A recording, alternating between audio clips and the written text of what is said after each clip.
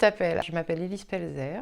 Tu es chargée de mission à la Chambre d'agriculture du Nord-Pas-de-Calais. C'est quoi tes missions? Je suis coordinatrice du projet régional autour du développement des filières de protéines végétales en région et appui à l'expérimentation sur les légumes au pôle légumes région Nord, en appui sur les aspects conduite de projet pour les collaborateurs de la Chambre d'agriculture, également sur les thématiques autour de la qualité et de la gestion quantitative de l'eau.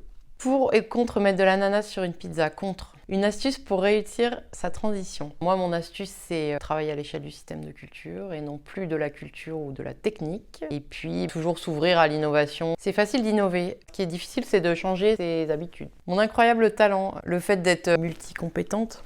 C'était quand ton plus gros kiff? Le concert de Louise Attaque. Seul on va plus vite, ensemble on va plus loin. Tu partages? Oui, complètement. On a vraiment à gagner à travailler ensemble et de façon transversale entre les différents aspects de l'agriculture. Tu as reçu un éléphant, tu peux ni le donner ni le vendre. Que fais-tu? Je le garde.